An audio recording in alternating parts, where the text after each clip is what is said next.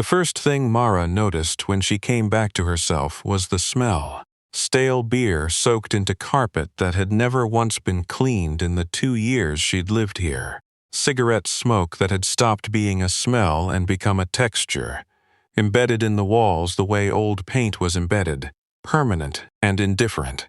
Underneath both of those things, something copper and warm that it took her a moment to name. Her own blood.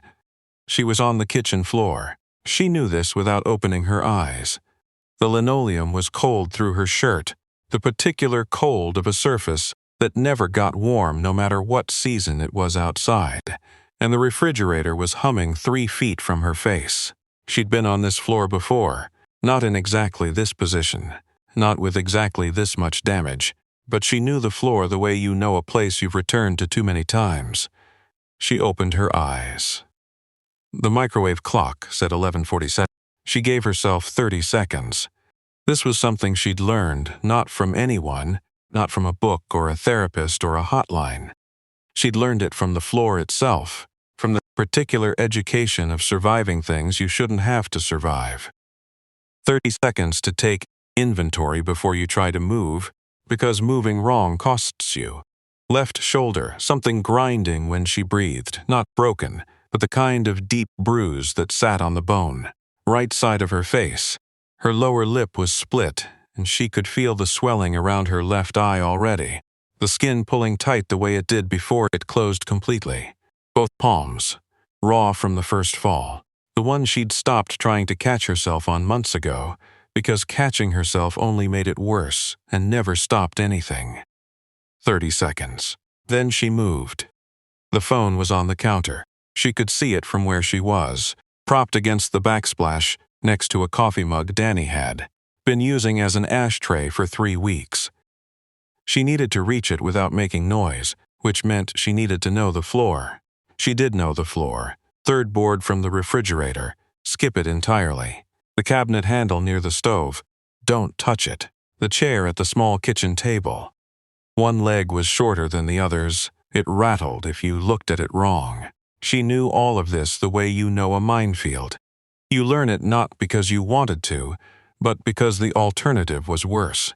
She reached the counter, grabbed the edge with both hands, which screamed at her through the scraped palms, pulled herself upright in one motion. Slowly would have been worse.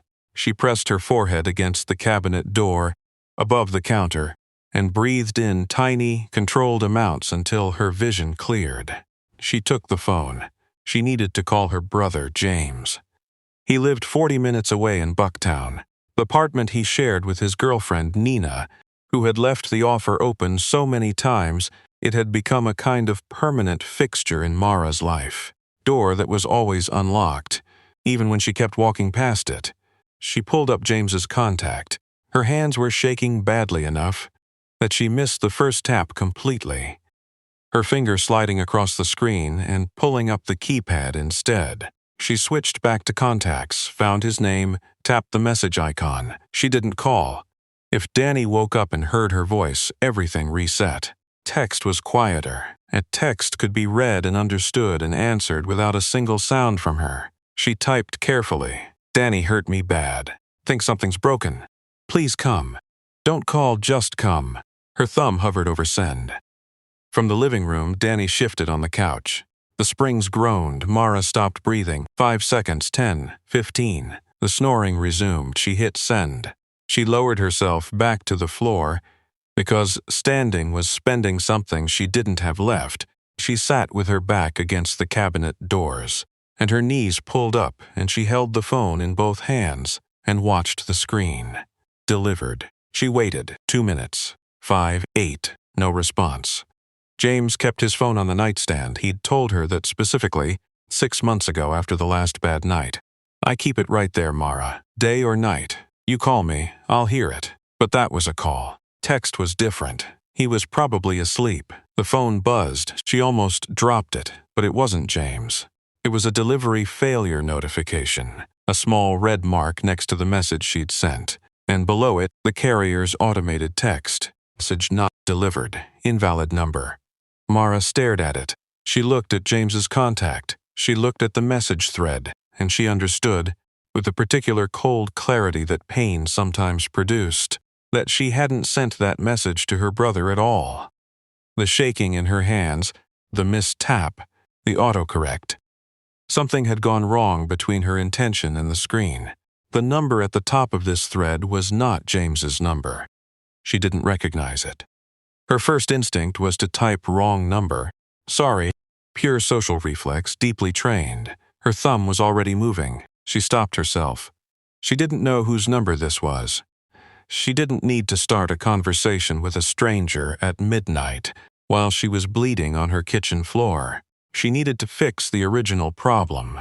She went back to contacts, found James's entry, checked the number digit by digit this time, typed the message again. Hit send, message not delivered. She tried twice more, same result. She was about to call instead. The risk felt worth it. Danny was deep enough under when the phone buzzed in her hand. An incoming message. From the wrong number. Who gave you this number? Not a question. Who is this, or you've got the wrong person. Just that, flat and immediate. The way someone types when they're accustomed to getting answers rather than offering them. Mara almost laughed, which would have made her shoulder worse. She typed back. I have no idea. I was trying to reach my brother. Sorry. She set the phone down and went back to trying to reach James through other means. A backup number he'd given her once, his girlfriend's Instagram. She was mid-message when the wrong number came back. You said someone hurt you. She went still. The message she'd sent before she realized.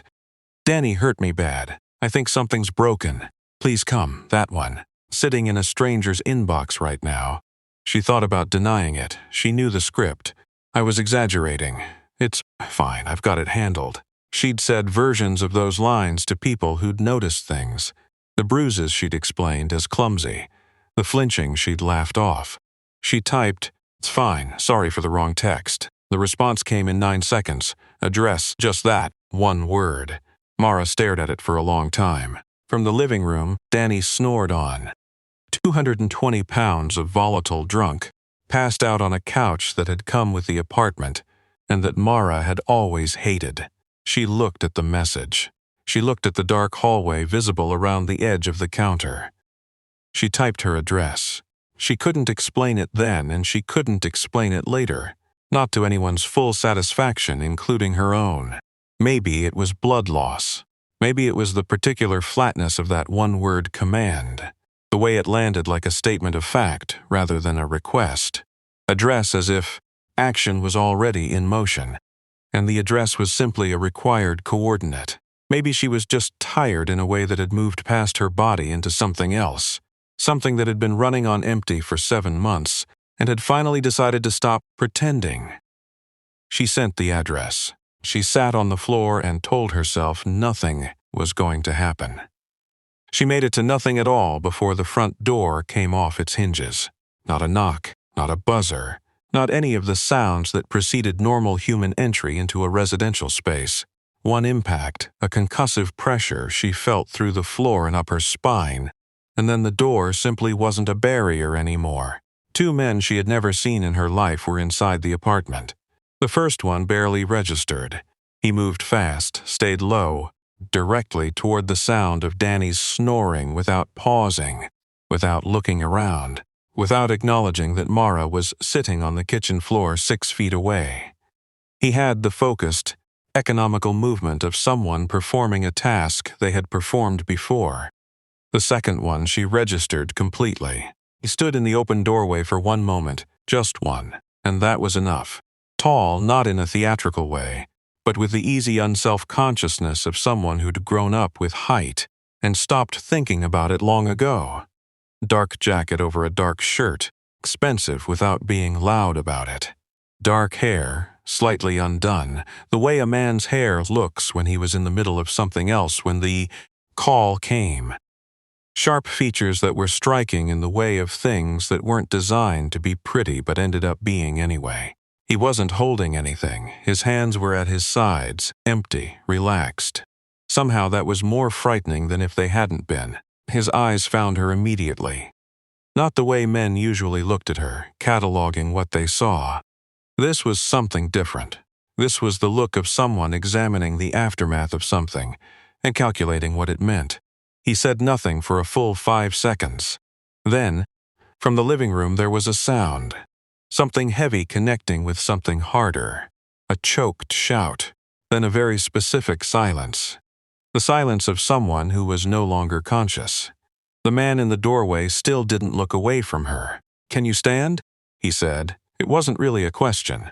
She was starting to understand that. "I don't know," she said. Her voice came out rougher than expected. He crossed the kitchen in 4 steps and crouched down to her level. No hesitation about the floor, or the blood on it, or any of the details that would have given a normal person pause, and looked at her from maybe 2 feet away. "Left side," she said, because he was looking at the way she was holding her arm. "How bad?" "Bad enough."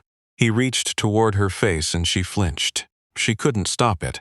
7 months of learned reflex, the body's fastest and most honest response. Something shifted in his expression. Not pity, sympathy. Something colder and more precise, like a man revising a number upward in a calculation he'd already run. He didn't touch her face. He held his hand still, palm up, and waited.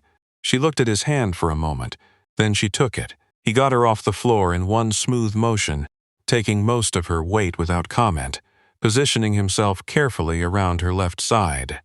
She ended up standing, which was worse in some ways, gravity doing things to her shoulder that horizontal hadn't allowed, and she gripped his arm until the gray cleared from the edges of her vision. "Slow breath," he said.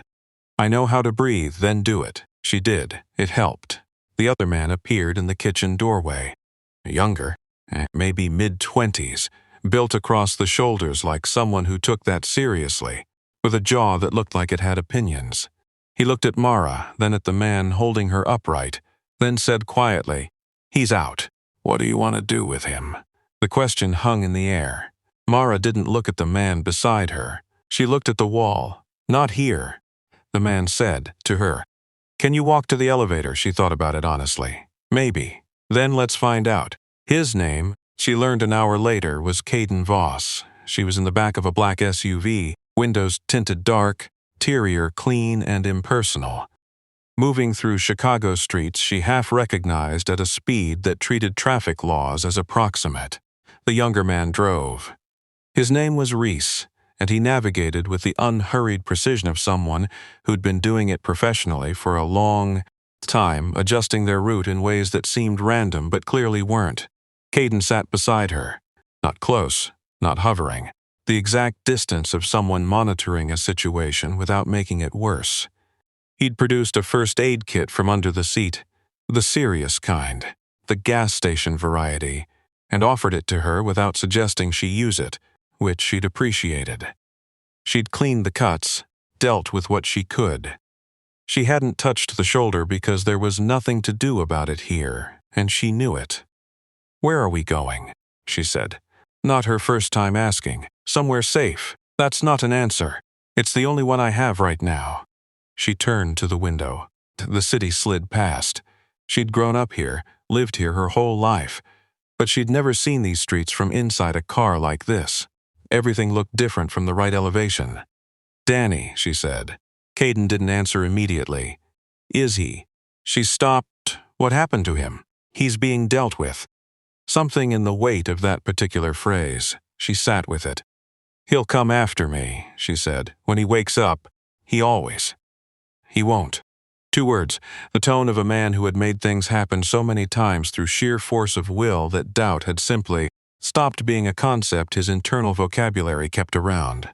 Mara looked at him sideways. He was facing forward, hands on his thighs, watching the city through the windshield. The light moved across his face in fragments. A second of brightness, then shadow, then brightness again. "I don't know you," she said. "No, I don't know why you came." He turned and looked at her, just briefly. "Because you sent a message saying you needed help." "To the wrong number." "To whatever number you sent it to," he said. "Get some rest. We're 20 minutes out." She didn't get some rest. She kept her eyes open and watched the city, and thought about what she knew, which wasn't much, what she didn't know, which was almost everything. A man who'd arrived with backup in under 15 minutes, who moved through the aftermath of violence the way most people moved through a grocery store, who'd said being dealt with and meant something specific and permanent by it. She knew in the broad strokes what kind of man this was. She wasn't sure yet whether that should terrify her more than the floor she'd just left. The building was in River North, one of those towers visible from half the city on a clear day, the kind that existed in a different economic atmosphere than anything Mara had ever been inside. Reese pulled into an underground garage. They took a private elevator that required a keycard Caden produced from inside his jacket. The penthouse was what she'd expected, and still more than she was ready for. Floor-to-ceiling windows on 3 sides. The city spread below like a circuit board, lit and humming. Furniture that was minimal and precise and very expensive without working at it. Kitchen that was better equipped than most restaurants Mara had been to, which she suspected hadn't seen much use. Completely impersonal. Photographs. No mess. Nothing on any surface that suggested someone lived here rather than passed through. Bathroom's through there, Caden said. Second door. There are clothes in the closet. Not yours, but they'll fit better than what you have. Food will be here. I'm not hungry. Eat anyway. You lost blood. She looked at him. He was already at the windows, hands in his jacket pockets, looking out at the city. Moving on to whatever came next in his mind, whatever that was. Why are you doing this? She said. He didn't answer for a moment. When he did, he didn't turn around. The man you were living with, he said. His name isn't Danny Marsh. She blinked. His real name is Daniel Caro. Caden turned slightly, just enough that she could see his profile against the city lights. He's been working as a courier for an organization called the Holt Syndicate for the past 4 years, running money. Nothing that put him on anyone's radar at a significant level. A pause until 8 weeks ago, when $11 million in untraceable funds went missing during a transfer he was supposed to facilitate. Mara stared at him. The people he worked for believe he either took it or knows where it went, Caden continued. When he couldn't produce it on their timeline, they started asking questions about everyone connected to him. He looked at her fully now. That includes you. The cold that moved through her had nothing to do with the air conditioning. I don't know anything about any money, she said. I know that. It doesn't matter. It doesn't matter what's true, he said, and his voice wasn't unkind, but it was without softness, the tone of someone presenting facts rather than comfort. What matters is what they believe.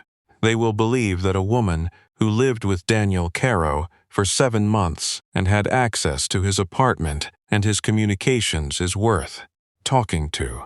She sat down on the arm of the nearest couch. Her legs had made a decision without her. How long have you known about him, she said. The Caro connection, about 2 weeks. We've been watching Holt movement in this area for longer than that. You knew where he lived. Yes. So you knew where I lived. A beat. Yes, she thought about what that meant. She thought about the message she'd sent, the wrong number, the 15-minute response time. If I hadn't sent that text, she said slowly, would you have? We would have moved on him within 72 hours. Your message changed the timeline. Because of me, he didn't answer that, which was an answer. She sat with the weight of it settling around her, the shape of what had just happened to her life. She'd been brought here as an accidental beneficiary of a stranger's operation. She was leaving behind a broken door, a man who'd called himself Danny Marsh for 7 months, and apparently a connection to a criminal organization that now had reasons to consider her. A loose end. I want to call my brother, she said. James, he lives in Bucktown. Not yet. He doesn't know where I am. If you call him, they may track it. I need 24 hours before you make outside contact. He held her gaze steadily. If you want to stay ahead of the people who are going to come looking for you, 24 hours. Mara looked at him for a long moment. She looked at the city behind him, the lights, the dark spaces between the lights. And then I can leave, she said. That depends on what the next 24 hours look like. She didn't like that answer, But she was 26 years old. She'd spent 7 months living with a man she didn't actually know. Somewhere in that time, she'd learned to hear the difference between a lie designed to make her feel better and the truth designed to prepare her for what was coming. Caden Voss, she was beginning to understand, dealt exclusively in the second kind. She went to find the bathroom. She cleaned herself up properly. It took longer than she wanted and hurt more than she could have anticipated. She found the clothes in the closet, plain dark, her size, in a way that felt slightly too precise, and she changed into them and left her ruined. Shirt folded on the shelf, the way her mother had taught her, because some habits were just habits. She stood in front of the bathroom mirror for a while. The woman looking back at her had a split lip, a closing eye, scrape marks across both cheekbones, and the hollow, slightly outside herself look of someone whose nervous system was still catching up with the last 2 hours. She was 26 and she looked older than that tonight. She looked like someone who'd been through something and come out the other side, and hadn't yet decided what to do with the fact of having come out. She turned off the light. Caden was back at the windows when she returned, phone to his ear, speaking in a voice too low to carry across the room. Reese was gone. Food had appeared on the kitchen counter. Something warm. Something that smelled like actual cooking. She sat at the counter and ate because he was right about the blood, and her body needed something to work with. She ate mechanically and watched Caden at the windows. His reflection doubled in the glass, the city behind it. He ended the call, stood there a moment. "Get some sleep," he said without turning around. "Try, Mara."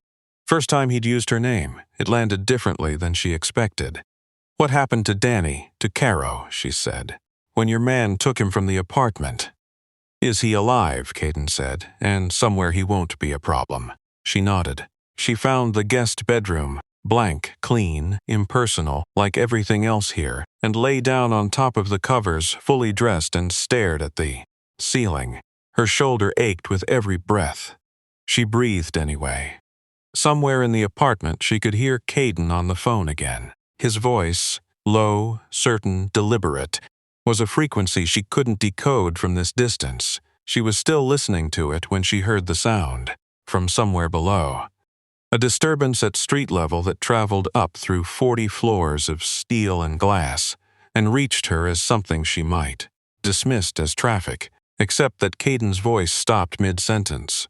Complete silence. Then his footsteps, quick and certain, moving toward the windows. Then Reese, somewhere in the apartment, sharp into a phone. "We have a problem." Mara sat up in the dark. Whatever 24 hours was supposed to give them, it was already gone. She was in the hallway before she'd made a conscious decision to move. It was the silence that did it. Not the sound from below, not even Caden's voice cutting off, but the specific quality of the silence that followed. The kind that had a shape, a pressure. The kind she'd spent 7 months learning to read in a different context entirely. The silence before Danny's hand moved. The silence that meant something had already been decided, and the only remaining variable was how bad. Caden was at the far window, phone pressed hard against his ear. He'd gone very still in a way that was different from his usual stillness. His usual stillness was controlled. This was a man absorbing incoming information and not liking what it added up to. She could hear Reese's voice through the phone, compressed, fast. She caught the last part of his answer, which was a number followed by the word minimum. The number was 5. Caden turned from the window and saw her in the hallway. Something moved in his eyes. Not surprise, more like a rapid redraw of the immediate map. "Get your shoes," he said. "I don't have shoes. Mine are back at." He was already at the hallway closet, scanning the interior with the efficiency of someone who knew exactly what was in there. He came out with a pair of black boots, set them on the floor in front of her, and kept moving. "Who's outside?" she said, sitting on the floor to pull them on. "People asking questions we don't have time to answer right now." "Holt's people?" He glanced at her. Possibly advanced surveillance. "They're faster than I expected." "You said we had 24 hours. I said that's what I needed. He was back at the window, keeping to the side of the glass. I didn't say they agreed. She tied the boots, a size too big. She could feel it at the heel immediately. She tied them tighter, stood up, decided half a size was a problem for later. Caden moved to the kitchen and pressed on what looked like a cabinet panel. It wasn't. It opened inward, a recessed space in the wall. He reached inside and came out with two things. A phone that wasn't the one he'd been using. A flat, matte black object that he checked briefly and tucked into his waistband in a motion so practiced it barely registered as a motion at all. Service elevator, he said. East side of the building. Freight access. Goes to a parking level separate from the main garage. He was moving as he talked, checking the hallway with the systematic sweep of someone who'd made a habit of it. Reese meets us 2 floors down. Why not street level? He looked at her, a quick look that had something in it, a slight recalibration of how he was reading her. If someone's already inside the building, they'll be watching the main exit points. 2 floors gives us a junction that's not on a standard security layout. She filed that away. You've planned an exit from this building before. Plan exits from every building. That's a specific way to live. It's kept me alive, he said, and moved toward the service corridor door. The service corridor was bare concrete and industrial lighting that buzzed and threw everything in a flat yellow-gray tone. Footsteps were too loud. Caden moved immediately to the left side, where a rubber runner covered the concrete. Mara followed without being told. He moved fast. She kept up, which surprised her. The adrenaline was doing something interesting to the shoulder, holding the pain behind a kind of glass where she could see it, but it wasn't quite reaching her. She knew from experience this was temporary. She used it anyway, the stairwell at the end of the corridor. Caden stopped at the door, pressed his hand flat against it for a moment, listening, then pushed through. 2 flights down, a metal door marked with a floor number and an emergency exit sign. He pushed it open slowly, checked the corridor beyond, then held it. Reese was there, leaning against the wall 20 feet down, arms crossed, with the expression of someone who had been in worse situations than this and saw no reason to rank them. He straightened when he saw them, looked briefly at Mara, looked at Caden. 2 confirmed in the lobby, he said. 1 on the north side in a vehicle. I make it 6 total, but I've only got eyes on 3. His gaze moved to Mara again. Just briefly, the look of someone reassessing a variable they hadn't initially weighted heavily. She slows us down, Reese said. No, Mara said, before Caden could answer. Reese looked at her with an expression that wasn't hostile but wasn't warm, the expression of a man who dealt in, demonstrated facts rather than stated intentions. Good, he said, and moved toward the east end of the corridor. They went through a utility space.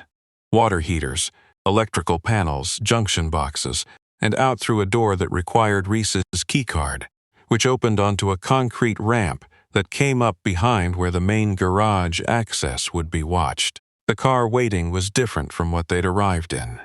Older, unremarkable, the kind of vehicle that existed in the statistical middle of every traffic camera's field of view. Reese drove. Caden took the passenger seat.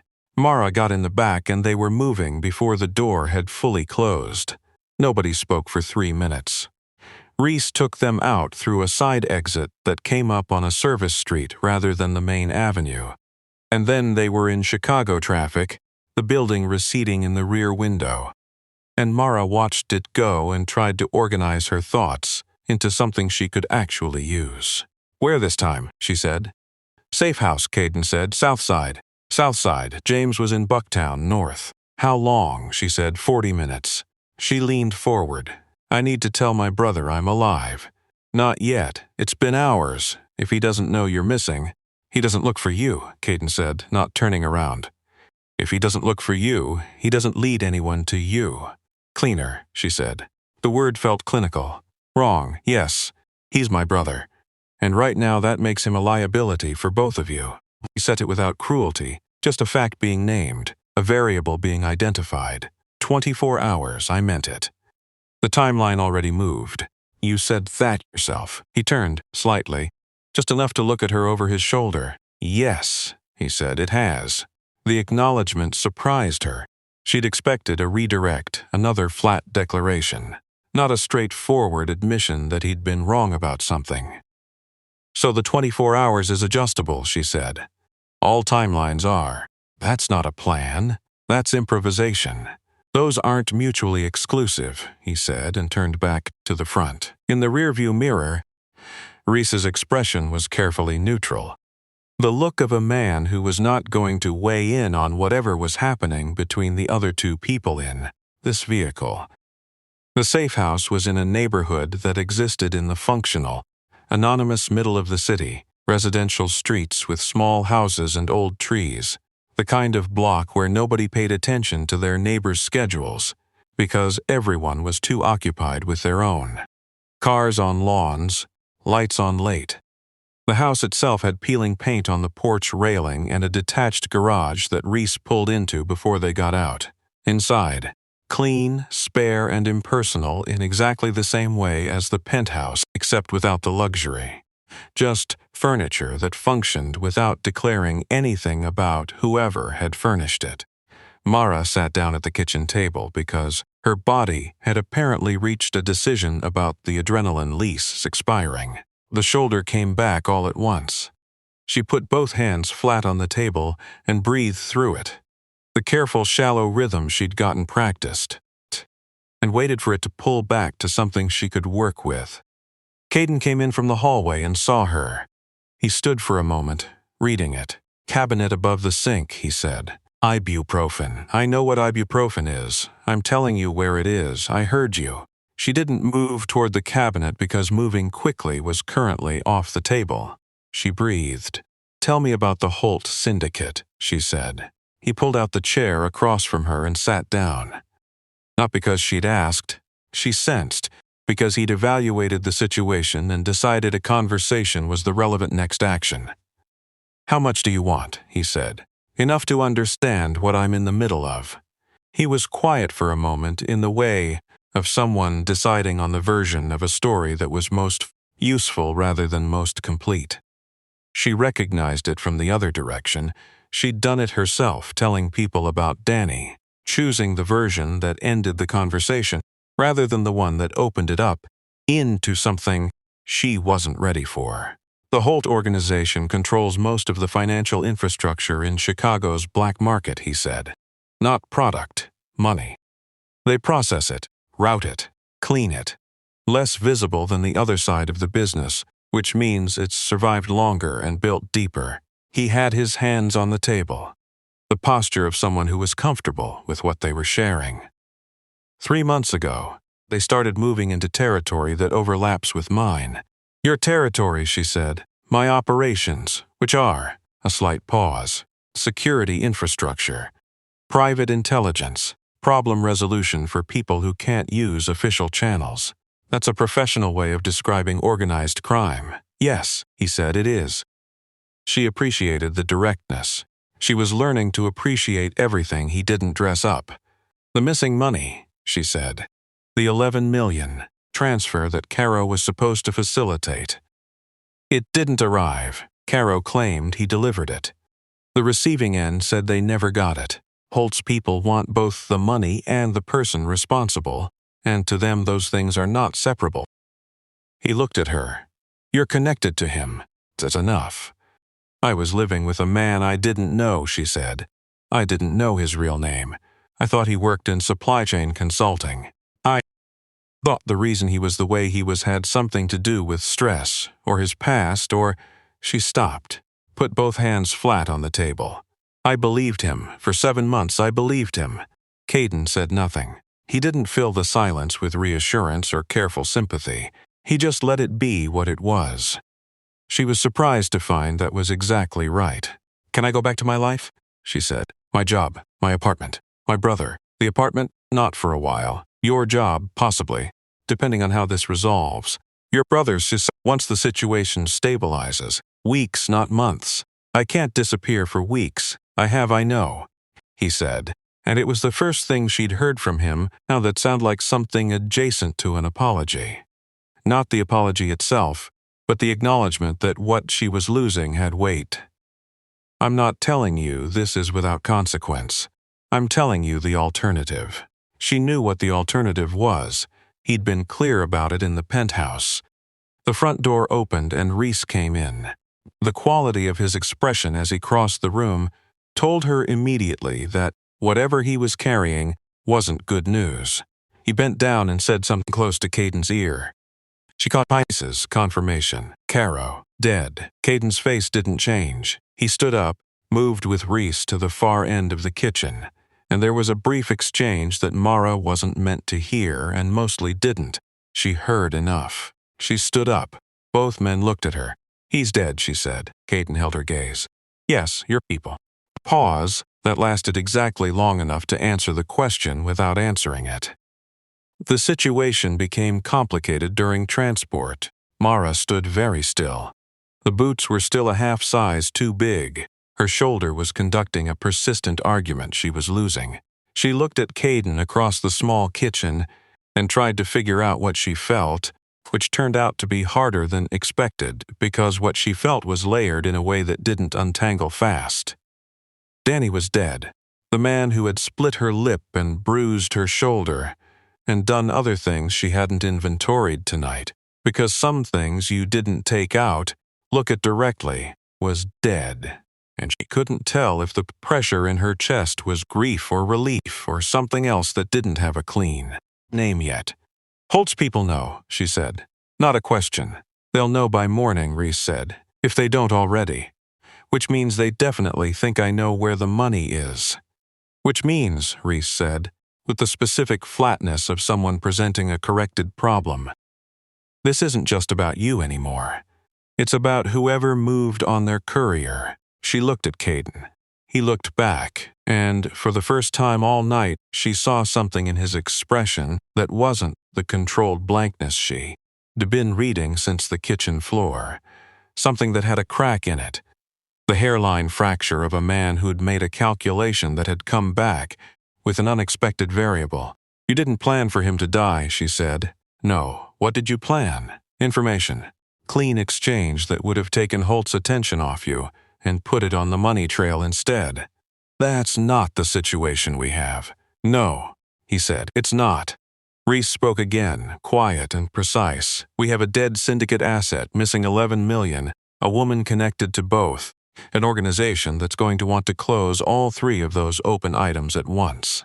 He looked at Mara. In that kind of math, closing an open item doesn't mean finding answers. It means eliminating the question. The room was very still. Mara breathed through her shoulder. She looked at Caden. So I can't leave. Not safely, no.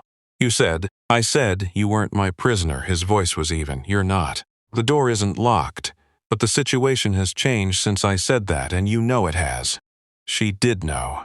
She'd known from the moment she'd heard the word dead and understood what it connected to. She walked to the kitchen window. Outside, the street was dark and ordinary.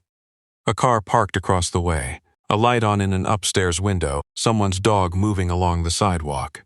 The architecture of a normal night, indifferent to what was happening inside this house. She pressed her forehead against the glass for a moment, focused on the cold of it, just that. If they come here, she said. They won't, not tonight. This location is clean, a beat. But eventually, everything surfaces, which is why we move first. She turned. How? He was already looking at Reese. Something passed between them. The compressed communication of 2 people who'd been working together long enough to operate at a bandwidth above language. Reese gave a slight nod and moved toward the back of the house. Caden looked at her. There's a man named Vincent Holt, he said.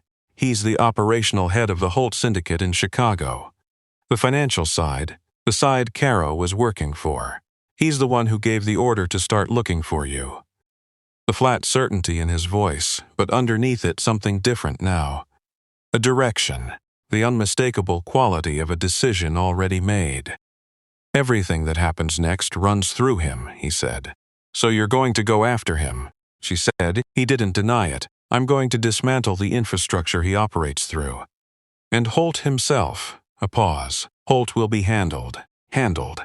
The same word as before. She was learning this vocabulary, the clean professional euphemism that meant something specific and permanent, Caden Voss's language. She should have been more frightened by that. She examined herself honestly and found that she wasn't, not in the way she expected. She was frightened of the Holt syndicate. She was frightened of what eliminating the question meant when the question was her. That fear was real and she held it carefully. But the thing Caden was describing, the deliberate, cold-blooded dismantling of the system that was currently trying to erase her, that didn't land the way she thought it should. She filed that information about herself away for later. "What do you need from me?" she said. He blinked, just once, the smallest possible register of surprise. "Nothing right now.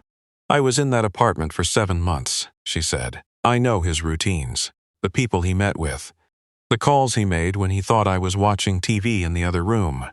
She held Caden's gaze. "I didn't know what it meant, but I remember it. I remember all of it." He was quiet for a moment, that precise recalibrating attention she'd been watching all night. "All right," he said. "I'm not just a liability." "I know that," he said. And this time it sounded like an actual answer rather than a placeholder. Reese came back from the rear of the house 2 steps faster than his normal pace.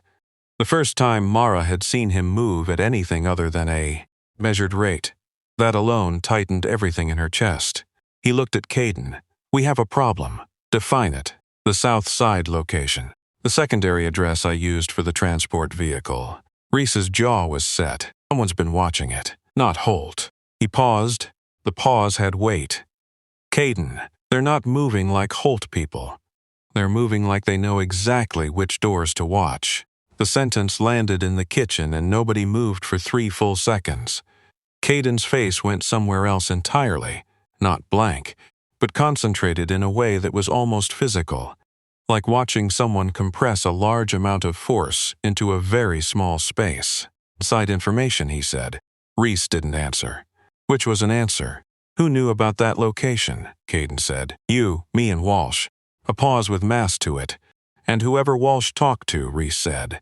The name meant nothing to Mara, but the way Caden received it, the specific stillness that overtook him, the quality of a man absorbing something he hadn't seen coming and refusing to let it show, told her it meant a great deal to him. "Where is he?" Caden said. "That's the problem." Reese's voice was flat and careful. "He's not answering." The silence that followed was different from anything else in the night so far. Everything before had been the silence of urgency. Movement paused before the next movement. This was the silence of something breaking, a load-bearing thing whose absence changed the architecture of everything around it. Caden pushed off the counter. "We move now," he said. They went out the back. Reese led them through a small yard, dead grass. Chain-link gate he lifted rather than unlatched, because the latch had rusted through, and into the alley behind the row of houses. Second car was parked 50 feet down, an older sedan the color of concrete. Reese had the keys already. Mara got in the back. Her shoulder had stopped being polite about things. She pressed her right arm against it and looked out the window at the alley moving past and tried to think. Walsh. Someone named Walsh who had known about the Southside location. Someone who wasn't answering his phone.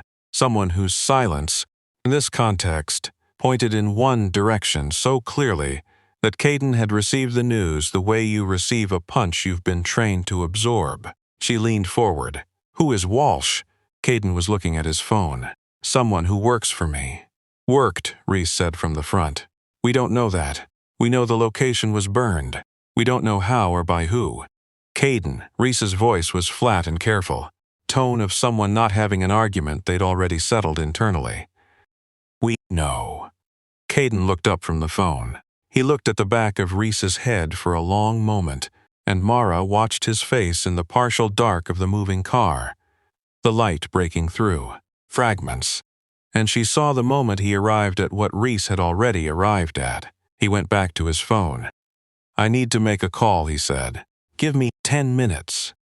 Reese found a side street 3 blocks later and pulled over under a broken streetlight and got out without being asked. He stood near the front bumper, with his back to the windows, which left Mara and Caden in the car, together with the engine running. She watched him decide whether to ask her to step out too. She watched the decision work through his expression and not arrive at the obvious conclusion that told her something. He dialed 4 rings 5, then a pickup. "Tell me where you are," he said. His voice had changed. Not louder, not harder in the obvious way, but stripped of the last thin layer of management that had been over everything else all night. What was underneath wasn't anger. It was something colder and more patient than anger. She could hear a voice on the other end. Male. She couldn't make out words. "Don't do that," Caden said. "I need you to tell me where you are right now." A pause. "Walsh." The name flat and deliberate. "I have people watching a South Side location that 3 people knew about. You are one of those 3 people. The other 2 are in this car with me. So I need you to explain how a location that 3 people knew about has surveillance on it that doesn't belong to the Holt organization." Another pause. Caden's hand tightened on the phone until the case creaked. "Say that again," he said. She couldn't hear what was being said. She could only read the effect of it on Caden's face. What she read was bad. Not the surface bad of a setback, but the deeper bad of information that was restructuring the ground under everything. "How long?" he said. Then how long, Walsh?" The stillness of a man receiving news he couldn't interrupt even though every instinct was telling him to. "Stop talking," he said. "Stop and listen. You're going to stay exactly where you are. You're not going to make any other calls. You're going to wait for me. Do you understand what I'm telling you? A beat. Say yes." Whatever came back made Caden close his eyes for exactly 2 seconds. Then he ended the call and sat in the back seat of a concrete-colored sedan on a dark side street and didn't speak. Mara waited. She was getting better at knowing when to. "The surveillance on the South Side location," he said finally. "They're not Holt's people." "What do you mean?" He looked straight ahead through the windshield at the back of Reese's jacket. "Federal." The word landed between them. "Federal," she said, "as in law enforcement." "A task force," he said cleanly, without visible emotion, which was its own kind of emotion. "That has been building a case for approximately 16 months, primarily targeting my operation.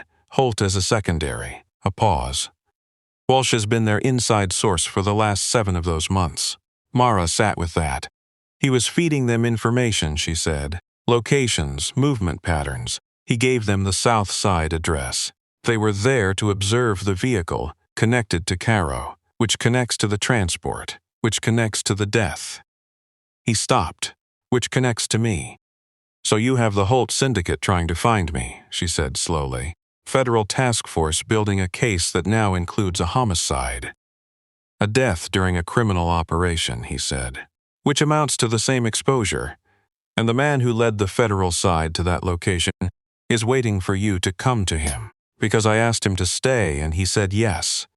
His voice was very even. "And he's either genuinely afraid of what I'm going to do, or he's giving them our current location as we speak, and I won't know which until I'm standing in front of him." "Then why did you tell him to stay?" "Because I need to know what he gave them." Caden looked at her. "Not just locations, everything. What they know about my operation. What they know about the Caro situation." He stopped. The crack again, wider this time. "What they know about you," she understood then. It wasn't just strategic intelligence. He needed to know whether the federal task force was looking at her as a witness, a co-conspirator, or a victim. Because those 3 categories had radically different implications for what happened next. Reese tapped on the window. Caden lowered it. "We need to decide," Reese said. "Werhose or Walsh? Walsh first." Reese held his gaze a moment. "That's the move. It's the only one we have." Reese got back in and pulled onto the street without further discussion, though Mara could see in the set of his shoulders that he had an opinion he was choosing not to share. She leaned back against the seat and looked at the cracked vinyl ceiling, a water stain, a small tear where the foam showed through. She focused on these things because they were specific and concrete and present. The rest of what was true about her situation was none of those things. A federal task force, 16 months, 7 months of Walsh feeding them information from inside. That kind of operation didn't get shut down over a single incident, even a fatal one. It was building towards something comprehensive. An indictment, a moment when everything collected over 16 months got laid out, and the people who'd built it got to show their work. Caro's death had created urgency. It turned a deliberate, methodical investigation into something that might move faster than anyone had planned. She was standing in the middle of all of it, because her hands had been shaking when she tried to send a text. Walsh's building was on a block that felt transient, higher density, the kind of street people passed through rather than settled into. Reese parked on the street rather than the lot, which Mara had started to understand meant multiple exit options. Caden looked at her. "Stay in the car." "No," she said. "You have the Holt Syndicate and a federal task force both moving in this city tonight. You want me sitting alone in a car on a street you've never parked on before?" She met his eyes. "Try again." 2 full seconds. "Stay behind me," he said. "Don't touch anything. Don't speak unless I ask you something directly." "Fine." They went in through the building's side entrance. Reese had a key. 3rd floor, end of the hall, a door identical to every other door. Reese knocked. A specific rhythm, a pause, 2 more. Movement from inside. Then the door opened. Walsh was in his mid-40s, compact and gray-haired, with the look of someone who'd been running on anxiety long enough that anxiety had become his resting state. When he saw Caden, his face did something complicated, relief and dread arriving at the exact same moment, fighting for the same space. "Caden," he said. "Walsh." Caden walked in. The apartment was small and lived in. Papers, takeout containers, a laptop open on the coffee table with several browser windows visible. Walsh stepped back from the door as Reese came in behind Mara. She watched him notice her and recalibrate. "Who is she?" Walsh said. "Why?" Caden said. "Just that." The single word with the particular quality he put behind it made Walsh's posture change, his shoulders drawing in slightly, the body's instinctive self-reduction in the presence of something it couldn't counter. "I need to know what you told them," Caden said. "Didn't sit." He stood in the middle of the small living room and looked at Walsh, with the same still attention he'd been turning on everything all. "Not the version you think I can handle." Everything. Walsh pressed his mouth together. He looked at the floor, then at Reese, then at the floor again. "Walsh." "The locations," Walsh said. "Movement patterns. The operation you had on Caro, the surveillance. The plan to pick him up." He swallowed. "I didn't know he was going to die. I want you to understand that." "The penthouse," Caden said. A pause. "Walsh, yes. The safe house, yes. This address." "Aye, they already had this address. I didn't give them this one. They got it from something else." Caden was very still. "And her?" He didn't gesture toward Mara, didn't look at her. Just let the pronoun do its work. Walsh's eyes moved to Mara. The complicated expression got more complicated. "They know she was in the apartment when Caro was taken," Walsh said. "They know she left with you." He stopped, ran a hand over the back of his neck. "They're calling her a material witness." "To what specifically?" "To Caro's death." Walsh paused. "To your operation. They think she knows things about how you run. They're going to want to talk to her." He looked at Caden. "They're going to want to use her." "That's what a material witness is," Caden said. "Yes." Caden looked at Mara. She felt the weight of what Walsh had just said settle on both of them at the same time. Material witness. The federal task force believed she had information about Caden's operation. If they found her, the leverage they could apply, the version of her situation they could use to make cooperation look rational, was substantial. She knew nothing about Caden's operation. She'd known him for approximately 8 hours. That wouldn't matter to people who'd spent 16 months building a case and needed a breakthrough. "Why?" Caden said. Back to Walsh. 7 months. "I need to understand why." Walsh laughed, a short, rough sound with nothing happy in it. "Because I have a daughter," he said. "Because they came to me with something they had on her, and told me the only way it went away quietly was if I cooperated. He stopped, pressed his fist against his mouth. Because I made a choice to protect my daughter, and every choice after that was just trying to survive the first. The room was quiet. Reese stood near the door, expression unreadable. Mara stayed near the window to the side of the glass. Caden looked at Walsh for a long time. "Are they coming here tonight?" he said. "I don't know. I haven't made contact since earlier." Walsh thought about it. If they tracked the vehicle to the South Side address, and it was already gone, they might try to move on this location faster, or they might wait and watch. It depends on how Caro's death changes their timeline. "Accelerate it," Caden said. Caden nodded once. Looked at Reese. "He's coming with us," he said. "Caden, not a discussion. He's a liability here, and I need what he knows, and he's coming with us." He said it without anger, which was more authoritative than anger would have been. "I'm not going to hurt you, Walsh. That's not what this is. But I need you where I can see you until I understand the full shape of what we're dealing with." Walsh looked at him for a long moment. He reached for his jacket off the back of the couch. They were almost to the door when Mara said, "Wait." Everyone looked at her. She was looking at the laptop. The browser windows visible through the half-closed lid. One of them had caught her peripherally when she'd first come in, and she hadn't focused on it. And now it was the only thing in the room. She crossed to the coffee table and opened the laptop. "What are you doing?" Reese said. She didn't answer. She was reading. A secure message interface, not email, something more encrypted. And visible in the open thread, a name she recognized. Not Caden's name, Reese's, not Walsh's. Her brother's name, Bucktown address, contact established. Standing by, she went completely still. She heard it without looking away from the screen. Reese's weight shifting. Caden going absolutely still behind her. Walsh making a sound that was barely a sound, a breath that had started toward being a word and then stopped. She turned and looked at Walsh. His face told her everything before he said a single word. That look when he'd first opened the door, the relief and the dread. She understood it now. The relief hadn't been about Caden arriving. It had been about something already in motion. "They found him through the carrier records," Walsh said. "The text you sent, the wrong number, traced the originating phone and the intended recipient. Your brother was the intended recipient, which made him." He stopped. "They went to him." "When?" she said. Her voice was level in a way that surprised her. "This afternoon. Before any of this. Before the penthouse. Before." He stopped. "Told him you were in danger. They told him the man you lived with was connected to a criminal organization and that you'd been taken by." He looked at Caden. "They told him I was kidnapped," she said.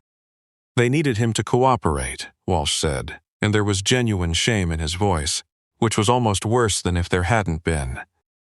"They needed a contact who could reach you, someone you'd trust, someone who could get you to." "Come in voluntarily," she said. "Yes." She looked at Caden. He was looking at her. The expression on his face was something she hadn't seen from him yet. Not the controlled blankness, not the recalibrating assessment. This was the expression of a man who understood completely and without flinching what she'd just read. They had her brother, not physically, not yet, but they'd reached him, told him a version of events that would make him want to find her, make him a willing participant in getting the task force access to her. They'd turned her one trusted contact, the person she'd been trying to reach, all night, into a door that opened in the wrong direction. Every path she'd been holding on to, every version of when this is over I can go back, through James, and James was now on the other side. Reese said quietly, "We need to leave now." Mara didn't move. Mara. Caden's voice. First time he'd said her name since the penthouse, and it landed differently now. Not a command, just her name in his voice, which turned out to be its own kind of weight. She looked at the laptop screen one more time, her brother's name, his address. The clean transactional language of people who had turned him into a resource without his full understanding of what they were doing. She closed the laptop. She walked to the door. and somewhere between the coffee table and the hallway, something that had been one kind of thing inside her became a different kind of thing entirely. Not harder, exactly, but changed in the way things change when the last available exit has closed, and what remains isn't hope or fear, but something that doesn't have a name yet and functions like resolve. She got in the car and didn't look back at the building. Reese drove. Walsh was in the passenger's seat, where Reese could see him without turning, which Mara understood was not accidental. Caden was beside her in the back. The city moved past the windows. Nobody said anything for 4 full minutes. Then Caden said, "Tell me about your brother." Why? Because they chose him specifically. That means they assessed him and decided he was useful. I need to understand what they based that on. She looked at the window. He's 33. He's an IT project manager. He has a girlfriend named Nina who teaches 2nd grade and a cat they argue about because she named it something ridiculous. She paused. He's been trying to get me out of that apartment for over a year. He left the offer open every time I said no. So he's already cooperating, Caden said, because he thinks he's rescuing you. He wouldn't ask enough questions. He'd just want to help. They'll use him to make contact. A call or a text that comes from his number so you recognize it. And when I answer, they're on the line. Or they use the call to triangulate your location, probably both. She looked at him. Don't contact him. Not until this is resolved. I know, she said. Flat. She let it be flat because the alternative was worse. The warehouse was south of the river, in the industrial district. A legitimate freight operation on paper. The kind that generated enough traffic that additional vehicles didn't register. Reese drove them through a side gate into a loading dock interior that smelled like diesel and cold concrete. 3 people were already inside. 2 men she hadn't seen before, positioned near the far wall with the posture of people who were armed and waiting. A woman in her late 40s at a folding table, covered in laptops and equipment. She looked up when they came in with the expression of someone who had expected them and had things to say. "Lena," Caden said. "About time," the woman said. She had close-cropped hair shot through with gray reading glasses pushed up on her forehead, and the brisk, slightly impatient energy of someone whose primary relationship was with information and who found people consistently slower than data. She looked at Mara. "This is her." "Yes," Caden said. "Sit down," Lena said to Mara specifically. With the authority of someone who didn't offer requests, Mara sat, mostly because her shoulder was casting a deciding vote. Lena looked at Caden. The task force moved their timeline. "I'm seeing coordination between 3 field teams in the last 2 hours. They're not in observation mode anymore." She tapped something on the nearest laptop. "They want bodies. Yours, hers." She glanced at Walsh. "They want Walsh back in position as a controlled asset." Walsh, standing near the wall, made a sound. "You gave them a lot," Lena said to him. Without judgment, just the factual weight of it. "I know what I gave them." "Then you know they'll burn you the moment they have what they need from Caden. That's how this works." Walsh didn't answer. His jaw was set. He was looking at a point on the floor, and Mara had the uncomfortable sensation of watching someone understand something they'd understood, intellectually for a long time but had been able to keep at a distance, and could no longer. Caden moved to the table. He stood over the laptops and looked at what Lena had pulled up.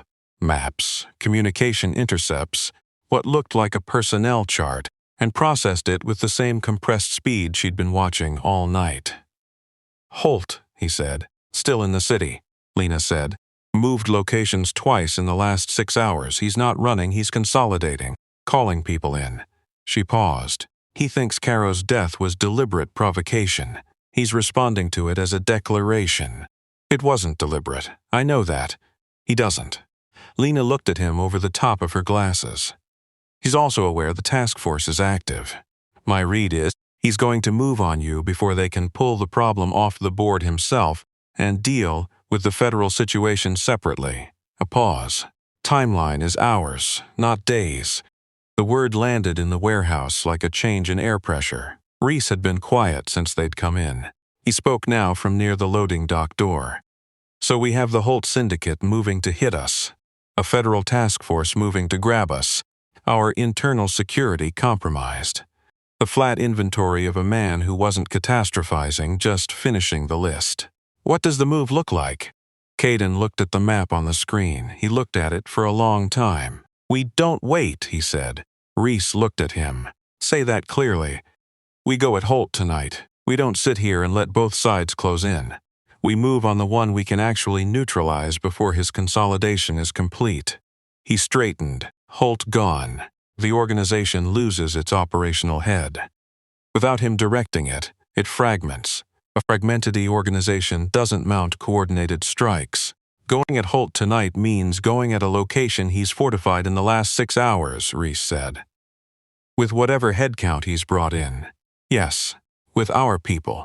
Reese gestured at the 2 men near the wall, at Lena, at the space around them. Which are not many, Caden said. He said it the way he said most things, without apparent doubt, which Mara was learning didn't mean the doubt wasn't there. It meant he'd already made the decision about whether to let the doubt have a vote and had decided against it. We go in fast, targeted, not a war, a removal, Holt specifically. Mara had been listening with the slightly external quality of someone processing information that was simultaneously critical to her and completely outside her frame of reference. She understood the logic. She understood what he was proposing. What she didn't understand was where she fit in what came next. What about me, she said. Caden looked at her. You stay here with Lena. That's not what I meant. She held his gaze. I told you earlier. I know things. Caro's routines. The people who came to the apartment. She paused. There was one man who came 4 times in the last 2 months. Always after midnight. Always stayed under 30 minutes. I never heard his name, but I can describe him and I remember every date. Lena looked up from the laptop, the sharp, calibrated attention of someone who had just received new data. Describe him, she said. Late 50s, heavy, but not soft. The weight was in his chest and shoulders. He had a scar on his left hand, between the thumb and forefinger like a burn. He drove a black Escalade and always parked a full block away rather than in front.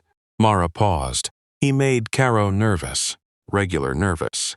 Different. The kind where you're pretending hard that you're not. Lena was already typing. She pulled something up, scrolled, stopped. Turned the laptop toward Caden. Caden looked at it. Mercer, he said. He said the name with a specific quality, recognition, but not the uncomplicated kind. Raymond Mercer, Lena said. He's Holt's financial liaison, handles the clean side of the money movement. She looked at Caden. If he was visiting Caro personally, in person, after midnight 4 times in 2 months, he wasn't just coordinating, Caden said. He was managing something directly, which means Holt knows exactly what happened to the 11 million, Lena said. This whole search for the missing courier, Caden said. Cover. The warehouse went quiet.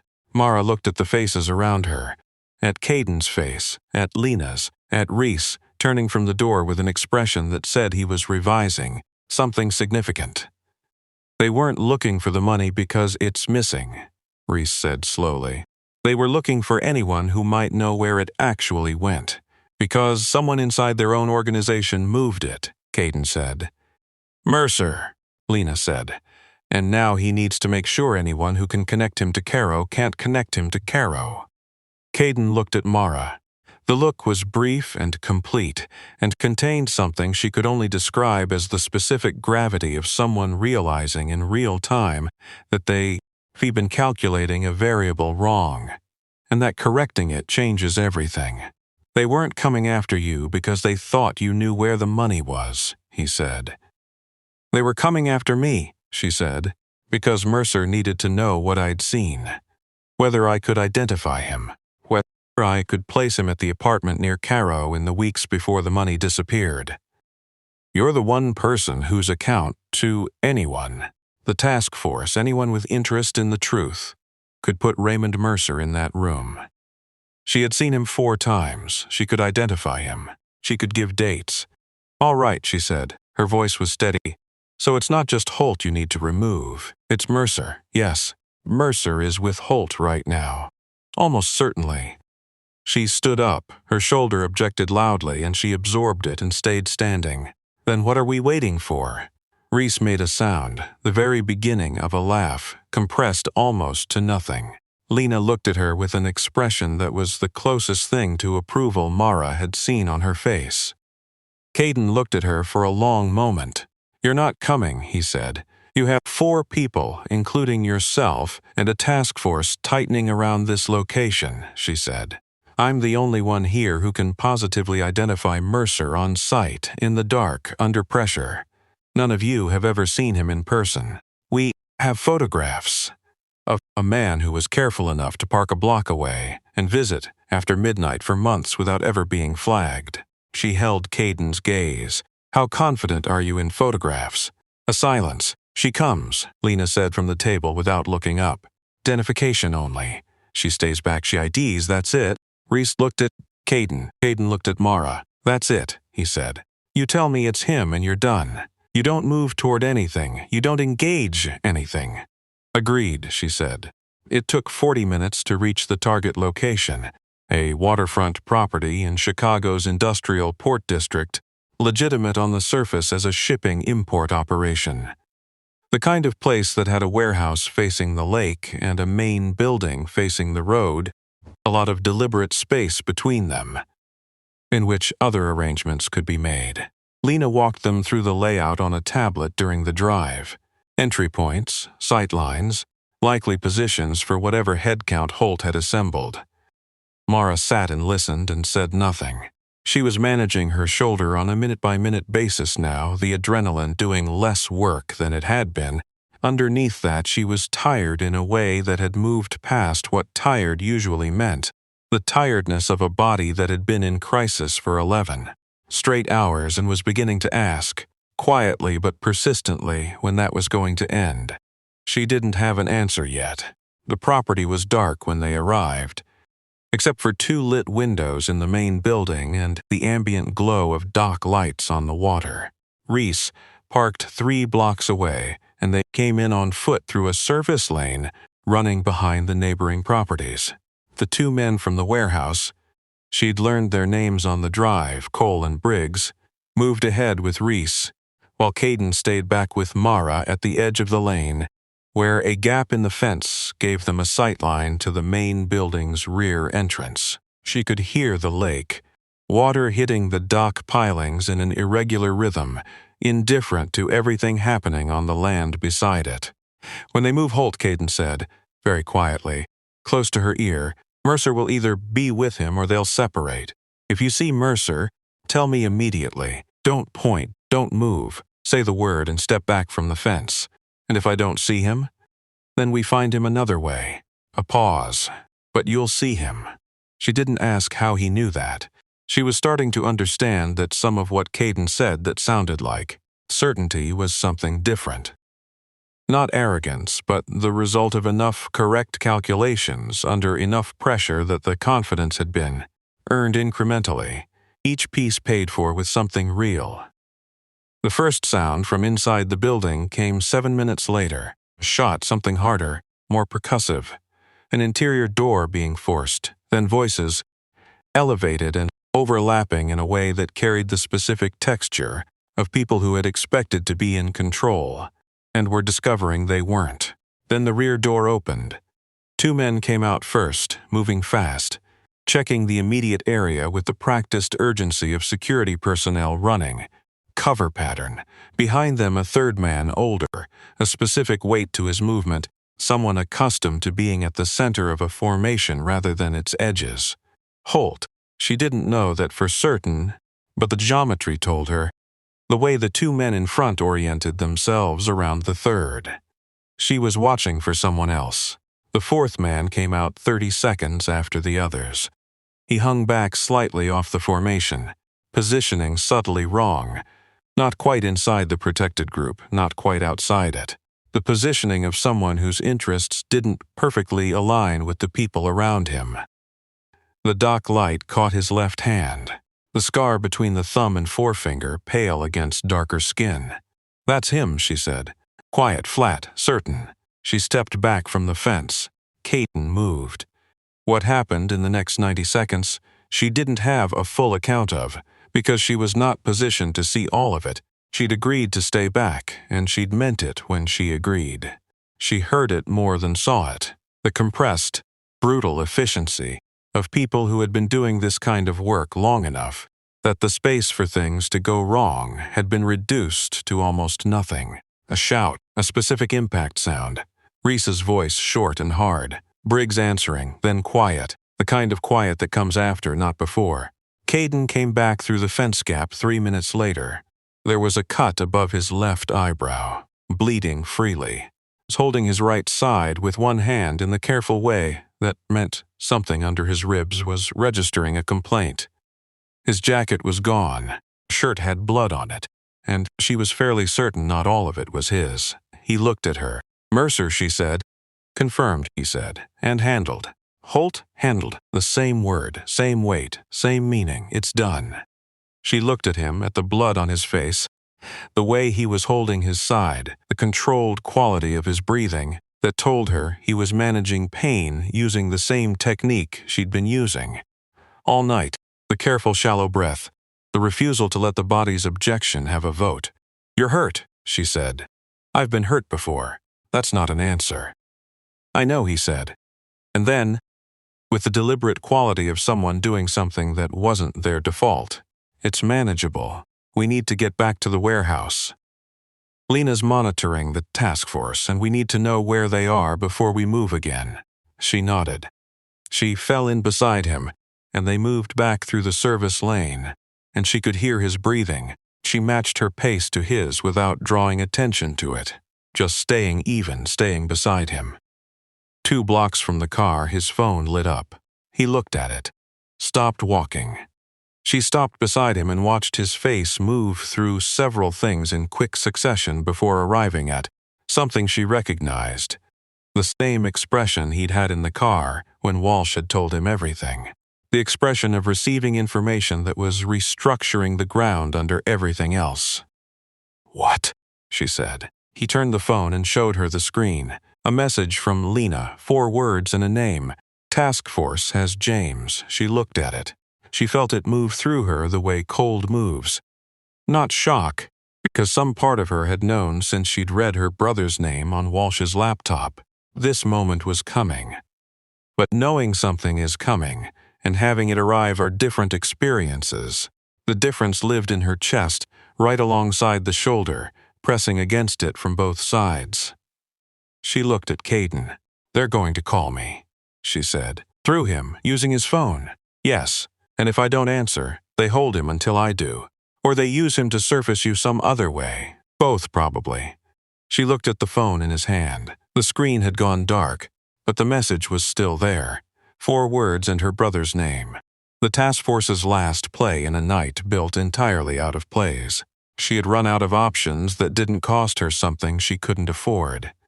"Give me the phone," she said. Caden looked at her. "Give me the phone," she said again. The same tone he'd been using all night, not a request, not a command. Just the voice of someone who had already made the decision and was in the process of executing it. He held the phone for 1 more second. He gave it to her. She looked at the dark screen and thought about James, 33 years old, IT project manager, girlfriend named Nina who taught 2nd grade, a cat with a name she kept forgetting, a man who had kept an offer open for over a year even as she kept turning it down, who had left a light on in a metaphorical sense every single time she walked away from the exit he kept pointing toward. She thought about what it had cost him to get that call today. Federal agents at his door, or wherever they'd found him, telling him his sister had been taken by a dangerous man, that she was in over her head, that the only way to help her was to cooperate. She thought about what he'd felt when he heard those words, because she knew James well enough to know he wouldn't have questioned it, wouldn't have asked for a lawyer, wouldn't have demanded verification. He would have just said yes, "Tell me what to do. I'll do anything," was who he was. That was the specific shape of his decency, and they'd used it like a key. She looked at Caden. When I call him, they're listening. Yes. So what I say has to do two things at once. It has to genuinely convince James I'm all right, not just say the words, because he knows me well enough to hear the difference, and it can't give the task force anything they can use. Caden was quiet for a moment. It's a narrow line, I know. She turned the phone over in her hands, but James has tells. Things he says when he's nervous, when he's being coached, when he's reading something someone else wrote for him. I'll know if he's being fed lines. She paused. We grew up in the same house. You learn to read each other a certain way. She dialed. It rang once, half of a second ring. James's voice, tight and too fast. The voice of someone who had been sitting with a phone in his hands waiting for exactly this sound. Mara. Hey, she said. Just that. Just the word. Light, the way she'd said it 1,000 times. A beat. She heard him recalibrate, heard him hear her, hear that she wasn't broken or panicked or in immediate danger, and heard him try to figure out what that meant. Are you? He stopped. Started again. Where are you? I'm okay, she said. I know you've had a bad day. I'm sorry about that. Mara, they said. I know what they said. She kept her voice even, warm in the specific register she used with him when she was being honest without being alarming. It's more complicated than what they told you. I'm not in danger right now. I'm with people who are making sure of that. A silence. She could hear other sounds in the background, the specific quality of a room with more than one person in it. James, she said, I need you to listen to me, not to them, to me. You know how to do that? A beat. Then quieter, more himself. Yeah, I know how. I'm going to be out of contact for a little longer. Not long. And when it's over, I'm going to come find you and explain everything. You're going to have about 40 questions and I'll answer all of them. She paused. But right now, I need you to tell the people in that room that you spoke to me. And I sounded fine, and you're not going to be used as a way to find me. Can you do that? The silence was longer this time. She heard him breathing, doing the thing he'd always been able to do, the thing she'd relied on since they were kids, sorting through what was available, finding the load-bearing pieces, making a decision. You're sure, he said, that you're okay? I'm sure. The situation they described to you isn't what it is. That's one of the 40 questions. A pause, then, very quietly, the register that meant he'd turned slightly away from whoever was in the room. The cat's name is Gerald, in case you were ever going to ask. She almost laughed. Her shoulder stopped her. Gerald, she said. That's a terrible name. Nina named him. I had no say. Tell Nina I said hi, Mara. His voice went quiet, the underneath of it showing, I'll find you. I know, she said. Promise. She ended the call. She stood on the dark street with the phone in her hand and her shoulder aching and the smell of the lake 3 blocks behind. She held herself still for exactly 10 seconds. Then she gave the phone back to Caden. He took it. He looked at her face. He'll hold, she said. He won't help them find me. You're sure? He's my brother. She started walking toward the car. They made it back to the warehouse without incident, which felt provisional rather than reassuring. The absence of immediate crisis in a night built entirely out of it had the quality of a held breath. Lena was at the table where they'd left her, 3 more windows open on the laptops. She looked up when they came in, her eyes going directly to the cut above Caden's eyebrow and the way he was holding his side. Sit down, she said. I'm fine. You're bleeding on my floor. Sit down. He sat. Mara took the first aid kit from Lena before Lena could move toward Caden. He looked at her. Me, she said, not a question. He held still. She worked methodically. The cut above his eyebrow first, not deep enough to need stitching, but long enough to close properly. She used butterfly strips with the careful angles of someone who'd had practice with this kind of thing. He didn't move while she worked. He watched her face with those still, dark eyes. She was close enough to see the effort in that stillness. The controlled quality of a man who wasn't accustomed to being on the receiving end of this kind of attention and was deciding how to exist inside it. Your side, she said when she finished the eyebrow. Bruised, maybe cracked. Thing to do about it here. I know. That's not why I said it. She sat back. He understood. He lifted his shirt on the right side. She looked at the bruising already developing, dark and spreading, the pattern of a concentrated impact. She pressed 2 fingers against the worst of it, feeling for the give that meant fracture. He drew a sharp breath. At least 1 cracked, she said. Be 2. Like yours, he said. Like mine. She sat back. Welcome to the club. Membership benefits are terrible. Something moved in his expression, the crack wider than she'd seen it before, and underneath it something tired and human, more visible than he'd allowed all night. Mara, he said. Don't, she said. He looked at her. Don't apologize for tonight. I made every choice I made. You told me I could leave, and I stayed, and everything after that was mine. She met his eyes. What you can do is tell me what happens next. He held her gaze for a moment, then he nodded. The task force, she said. With Holt and Mercer gone, does the organization have enough left to? Without Holt and Mercer, Lena said from the table, the financial network collapses. Those 2 ran the clean money operation in Chicago specifically. The rest of the organization will regroup eventually, but that takes months. And they'll be looking inward first. They're not going to be looking at her. The task force, Mara said. That's the question. They have a case built over 16 months, Lena said. She took her glasses off her forehead and put them on properly. Their primary inside source. A glance at Walsh, who was against the far wall in a silence that had been getting more complete since they'd returned. Is compromised. Their surveillance targets are no longer at any of the locations they've been watching. What they have is records and movement data and Walsh's testimony. She paused. What they don't have is an active operation to prosecute. That's not the same as gone. But it's not what it was yesterday. There's a conversation that needs to happen, Caden said. Not tonight, but soon, with someone positioned to negotiate what the investigation looks like going forward. I have a contact, someone with enough standing to open that conversation without it becoming an immediate escalation. And me? Mara said. What does that conversation look like for me? He held her gaze. You're a victim of a domestic violence situation who was present at a location, connected to a criminal investigation without prior knowledge of that connection. Your account of Mercer's presence at Caro's apartment, the dates, the descriptions, the detail, is exactly what the task force needs to redirect toward the remaining Holt network. He paused, properly framed. Your cooperation on that specific point gives them something they can use, and gives you options you didn't have at the beginning of tonight. Trade, she said. A reframing. You have something they want. That changes your position. She sat with the shape of it. What it would mean in practical terms.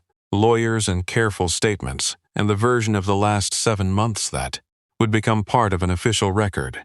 None of it was simple. All of it was better than the alternatives. Walsh, Caden said. Walsh looked up from the wall. Your daughter, Caden said. The thing they have on her, I need to know what it is.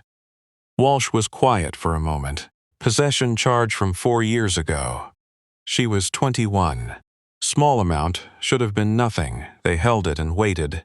When they needed something from me, it became very large very fast. Give Lena the case number, Caden said. The jurisdiction, the arresting officer, everything. Lena nodded from the table, not making a production of it. Walsh stared at Caden for a long moment. The complicated look was back. Relief and shame and one thing more, the hardest thing on his face.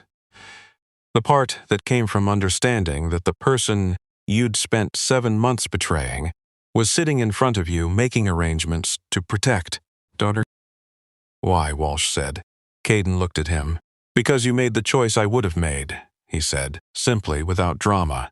Because you stayed when I told you to stay, which you didn't have to do. A pause. And because this ends tonight, tomorrow all of us have to figure out how to exist in what's left of it. That's easier without additional weight. Walsh pressed his fist against his mouth, didn't say anything. Nobody did. The warehouse held them all in its diesel and concrete quiet. The water somewhere outside kept moving the way water moves, without interest in what was happening on the land beside it. The night continued the slow work of becoming morning. Mara walked to the loading dock door and pushed it open and stood in the gap between inside and outside. The sky to the east had that specific pre-dawn quality.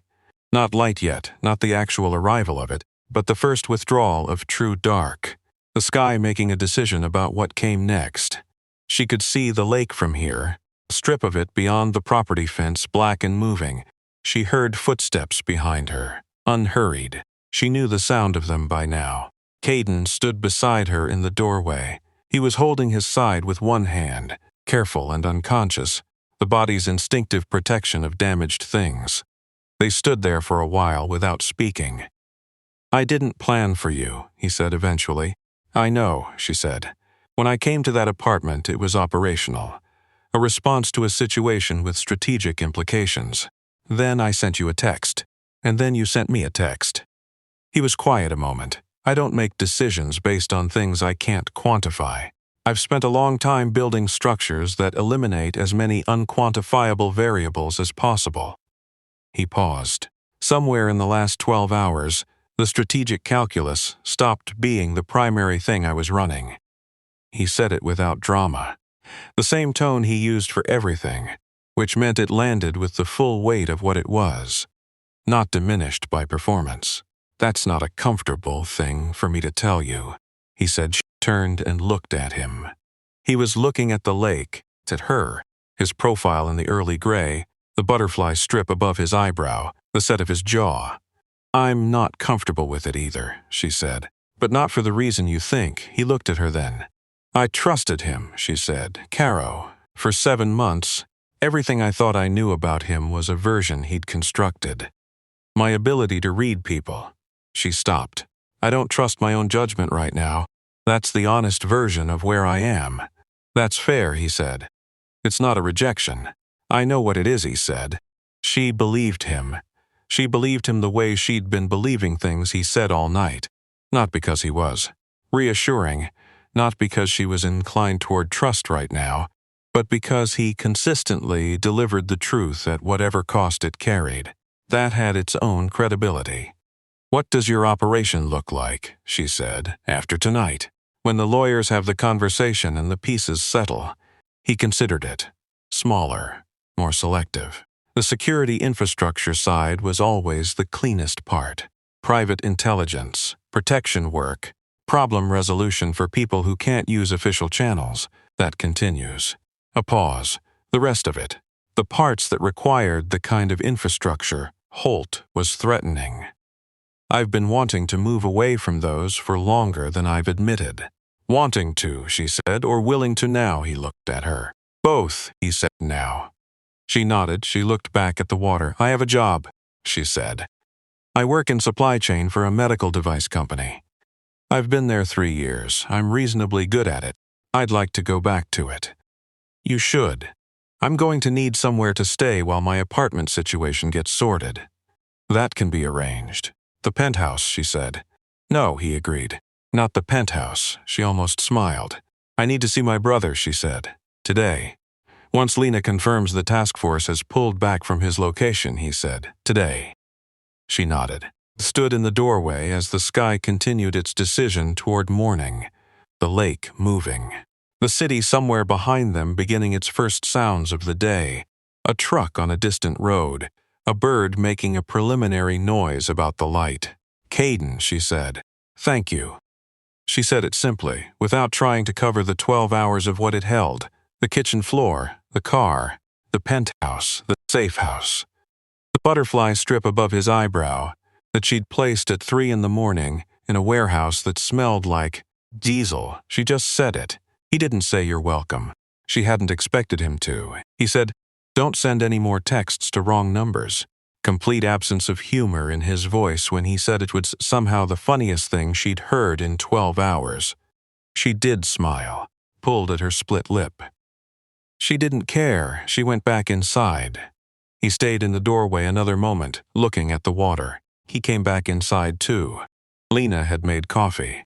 Real coffee in actual mugs from somewhere in the warehouse. She set one in front of Mara without comment and one near Caden's chair. Small, ordinary act, in the middle of everything that had been extraordinary, made something loosen in Mara's chest that she hadn't known was still tight. She drank the coffee.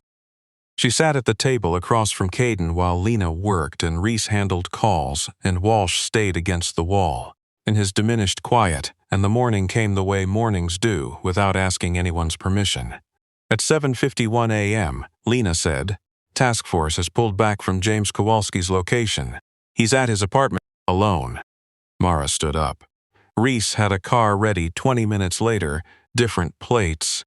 Nothing connecting it to anything from the night before. He drove her to James's street and stopped half a block from the building, which she recognized from the dozens of times she'd visited in the years since he and Nina had moved in. She got out, stood on the sidewalk for a moment. The morning was overcast in the way that diffused the light instead of suppressing it. The world visible without, the rawness of direct sun, people moving. A coffee shop across the street with its door propped open. Normal Tuesday morning, indifferent to everything that had happened in the dark beside it. She looked back at the car. Caden was in the passenger seat. He was looking at her through the window, and she couldn't read his expression from this distance. It felt appropriate. She'd been reading him at close range in the dark under pressure all night. Maybe normal distance on a normal morning was a different skill that required different conditions. She raised one hand, not quite a wave. Acknowledgement. He nodded once. She turned and walked toward her brother's building. James opened the door 20 seconds after she knocked. He looked at her face, her lip, her closing eye, the borrowed clothes, the wrong-sized boots, and he did what she'd known he would do. He didn't ask a single question. He just stepped forward and put his arms around her with the careful, specific gentleness of someone who could see that she was damaged and was adjusting for it, without needing to be told where it hurt. Her shoulder objected catastrophically. She didn't pull back, she held on. When he finally let go and stepped back, he had the look of someone storing a significant number of questions in an orderly queue and exercising genuine discipline about not releasing them. All at once. "Gerald's in the kitchen," he said. "I don't want to meet Gerald. He's a great cat. He's named Gerald. He doesn't know that." James looked at her. "You're okay. I'm okay," she said, not performing it, just saying it, finding that it was true in the sense that mattered. In the sense that tomorrow and the days after it were going to be navigable rather than not. "The guy," James said. "Careful." "Which one?" she said. He blinked. "Long story," she said. "I promised you 40 questions. Come sit down." She followed him into the apartment and sat at his kitchen table, and Gerald came in from wherever he'd been and investigated her boots with the complete indifference of an animal, confirming she was not immediately relevant to his interests. She reached down and scratched behind his ear. He permitted this for about 4 seconds before walking away to sit in a square of light by the window. She looked at the square of light. She thought about the night in a way she hadn't been able to while she was inside it. The totality of it. Kitchen floor to this kitchen table. The distance between them measured not in miles, but in whatever unit measured the gap between who a person was and who they became after a night like. She wasn't going to call it transformation. That was too clean, too complete, too much the language of something resolved, when what she actually felt was the rawness of something that had changed and hadn't finished changing, but she was alive. She was at her brother's table, and there was coffee coming, and a cat with a terrible name was occupying a square of light by the window, and somewhere across the city, a man with a butterfly strip above his eyebrow and cracked ribs was doing whatever the morning required of him. None of that had been predictable from any position she'd occupied prior to last night. The wrong number. She'd thought about it in the car, in the warehouse, in the spaces between everything else. The improbable chain of causation that ran from a shaking hand and a blood-blurred screen to everything that had followed. She didn't need it to mean anything beyond what it was. A mistake, a missed contact, a random collision between her particular crisis and a particular phone. What she knew was that who you reached in the worst moment of your life sometimes came down to a single digit, that the world didn't sort carefully between the numbers you meant to dial and the ones you didn't. Some of the most significant things that ever happened to any person alive had started exactly that way. Not with intention, not with design, but with a hand that shook at the wrong second and landed somewhere unexpected. You could spend a long time deciding what to call that. She decided to call it Tuesday. James set coffee on the table in front of her and sat down across from her and looked at her face with the patient, careful attention of someone who loved her and was willing to wait for every single one of the 40 questions. "Start wherever you want," he said. She wrapped both hands around the mug. The warmth moved into her palms, past the scraped skin, into something deeper. "There was this man," she said. "Texted him by accident." She told him everything. 3 months later, Mara was back at her desk. The company had held her position. Compassionate leave. They'd called it after the conversation with HR, that she'd navigated carefully with the help of a lawyer whose number Caden had given her, and who had asked only the questions that needed to be asked. Her apartment was gone. She'd let the lease expire rather than go back. The new one was smaller, on a street she'd chosen herself. The kind of street where no one knew her name yet, and that felt like freedom rather than loneliness. She had given a statement. The dates, the descriptions.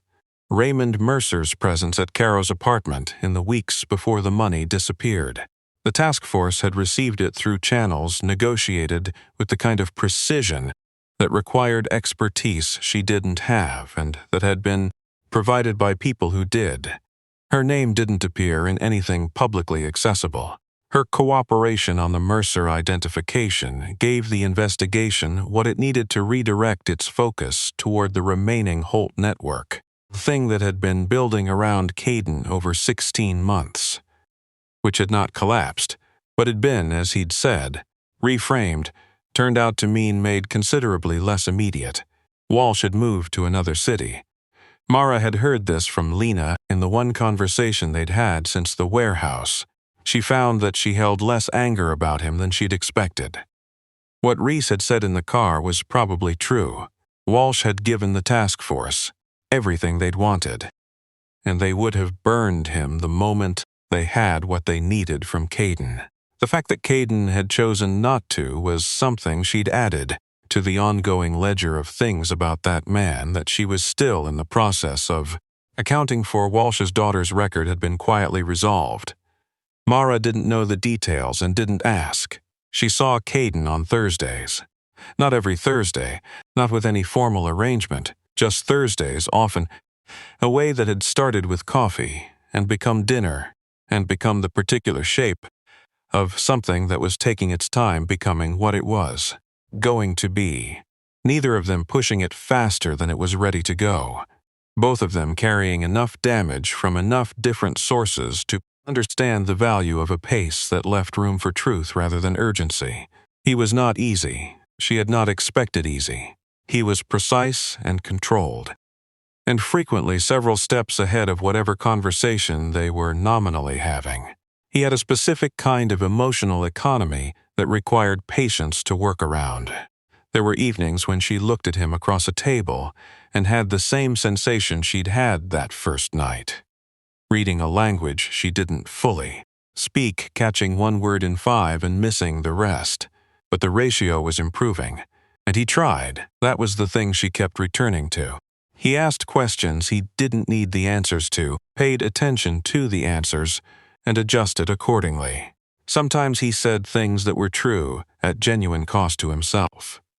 And sometimes when she looked at him across a restaurant table, she caught the crack in the controlled surface, and what she saw underneath it now was no longer something she couldn't name. She named it quietly.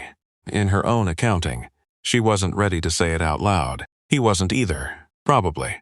They were both people who'd had trust broken at enough load-bearing points that rebuilding it was slow, deliberate work. The kind of work you didn't rush because you'd paid too much for the understanding that rushing it made it break again. They had time, On a Thursday in October, 4 months after the night had started, she sat across from him at a restaurant she'd picked.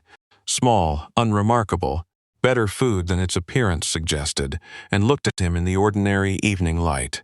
No blood, no cut above his eyebrow. City moving past tinted windows at speed. Just a man in a dark jacket at a small table in a normal restaurant in a city that had no idea what had happened in its dark corners 4 months ago. She was thinking about a kitchen floor and a shaking hand and a wrong number, thinking about the 10,000 different digits she could have pressed instead. "What?" he said. He'd caught her looking. "Nothing," she said. "I was just thinking about how I almost called someone else." He looked at her. The stillness, the tinge she'd once misread as coldness, and now understood, was simply the way he looked at things he was treating as important. "I know," he said. "Does that bother you?" she said, the randomness of it. He thought about it. He actually thought about it, which was something she'd come to appreciate. He didn't fill space with the first available response. "No," he said. "The randomness is the only part that makes sense to me." She raised an eyebrow. "Everything I build is deliberate," he said. "Every system, every structure, every plan. The things I've gotten most wrong in my life have almost all come from believing that deliberate was enough. If you planned carefully enough, you could eliminate the variables." He looked at her. "You were the variable I didn't plan for. It's not something that bothers me. That's the only part of the last 4 months I'm entirely certain about." She looked at him for a moment. "That might be the most words you've said consecutively since the first night," she said. "Don't get used to it," he said. She smiled. Didn't pull at her lip anymore. That had healed. The way things heal, imperfectly and completely, leaving only the faintest evidence of what had been. She picked up her coffee cup. He picked up his. Outside, the city did what cities do. Moved, breathed, carried a million separate lives in its currents without awareness of any of them. Indifferent and enormous, and full of the specific accidental collisions that make one life different from the life it would have been otherwise. Mara had learned something in the space of 1 night and 4 months that she hadn't known how to learn in all the years before it. Something that couldn't be taught, because it only came from the inside of experience rather than the outside. That survival wasn't the whole point.